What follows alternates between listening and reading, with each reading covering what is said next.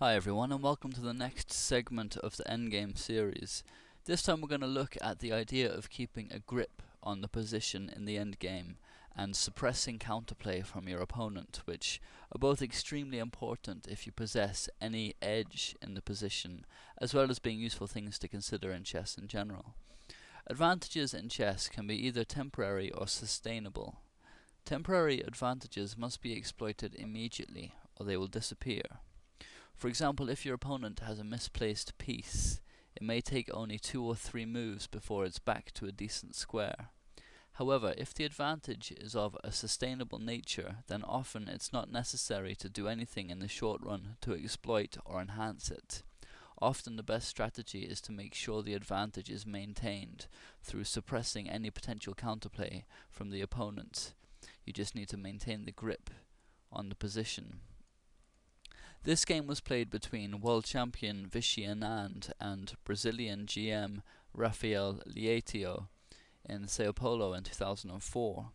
After 27 moves, the game had gone into a well-known endgame position that results from the Caro-Kann opening. I just skipped through the first 20 or so moves. It's all standard stuff for the Caro-Kann. We're still well within the book lines here. It's all normal stuff. It's been a book for many years.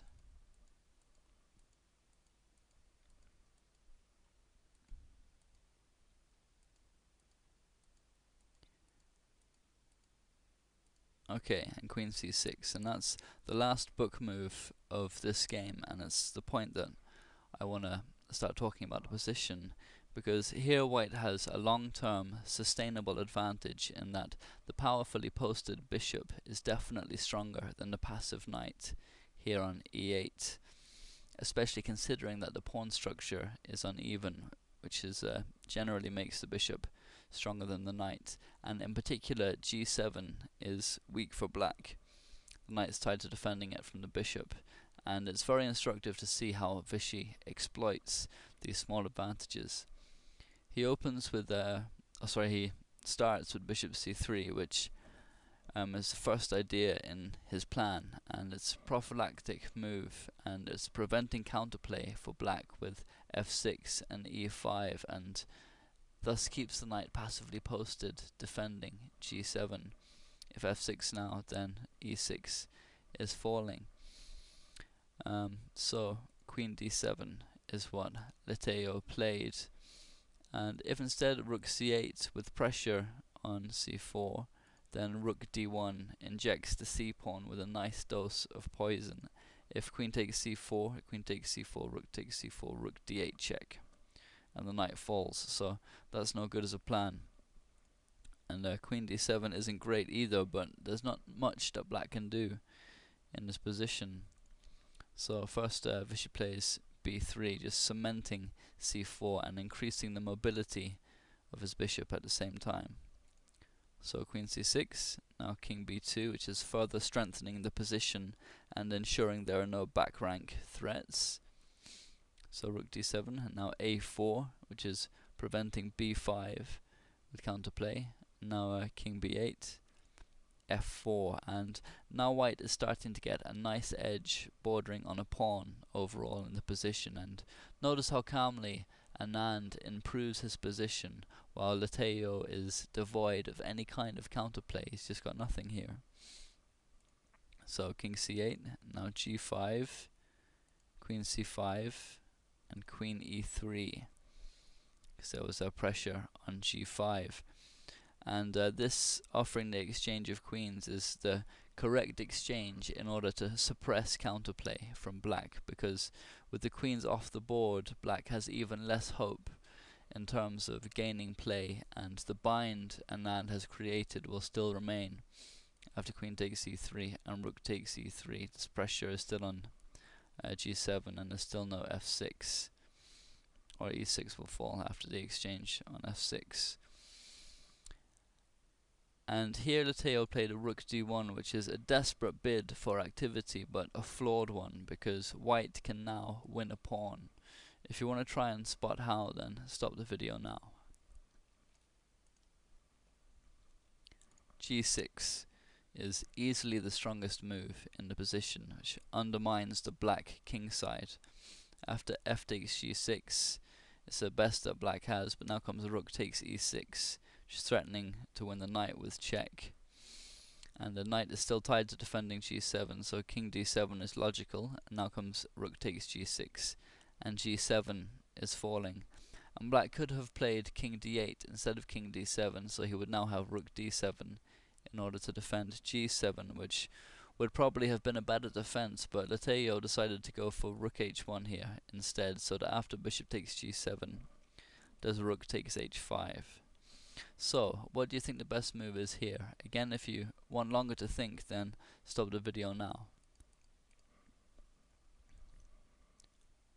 Bishop e5 is what Vichy played, and again the suppression of counterplay is given top priority. Playing instead bishop takes h6 would still be winning, but now black has knight d6 and the knight springs to life, and there's no need to allow the knight into the game. Keeping it inactive is worth at least a pawn. Vichy preferred to dominate the knight with his bishop, with bishop e5 here, and this position is definitely preferable, all things considered, to taking on h6, because the knight has no squares now due to tactics. If c7, then rook g7 check is winning it. So, game continued, rook h2 check, king c3, rook h3 check, and king b2. There's no need to hurry into the game, and it may not be totally safe just yet for the king to come into the center, and as Lateo seems intent on giving checks, Vichy chooses to bring his king into the game via the more secure queen side. So after rook h2 check, he played king a3, then came h5 and a5, which is more prophylaxis. And now h4 and rook b6, which is threatening to take on b7, so king c8 is forced. Now comes rook h6, ensuring that the passed pawn can't become dangerous, and also that the knight still can't come into the game thanks to the black king having been lured to c8. For example, if knight c7 here, it's the only move where the knight isn't taken immediately. Now comes rook h8 check, king d7, rook h7 check, and the knight falls.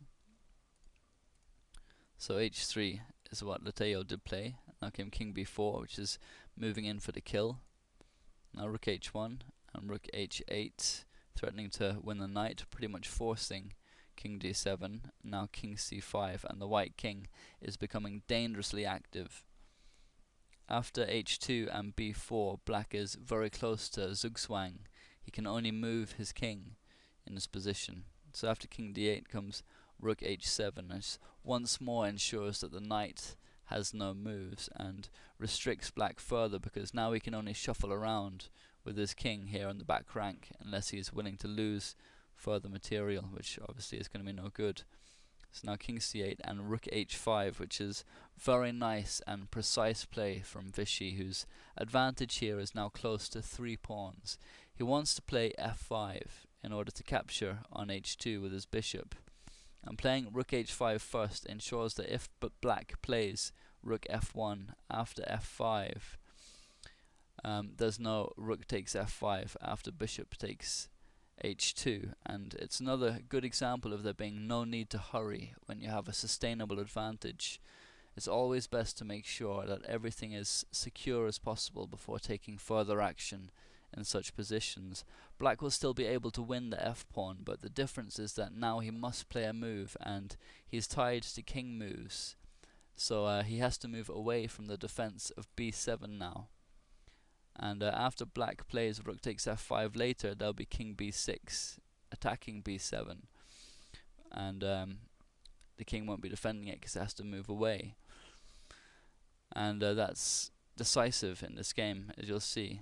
King d7 is what Lateo played, and now came f5, rook f1, bishop takes h2, knight f6 attacking the rook, and now rook h8. There's no rook g5 because of knight e4 check, winning the rook. So the f-pawn falls, and the rook here on h8 stops the king coming to defend b7 via c8, and black is completely helpless here. After rook takes f5 comes the decisive king b6, and there's no way to defend b7. Lateo tried rook f2, but after king takes b7, rook b2, b5, so the c pawn is defending the b pawn. After a takes b5 came a very nice finishing touch with c5, which is keeping his king completely safe from the rook and out of danger. Now the passed pawns will decide the game quickly, and here Lateo resigned. It was a very nice and instructive win from Vichy. The position at move 27 and positions very similar to it are known as the Caro-Kann grip, and it's almost certain that Vichy, when playing this game, was aware of a similar game played by a young Garry Kasparov in 1980, which we'll look at in part 2. Okay, that's the end of part 1.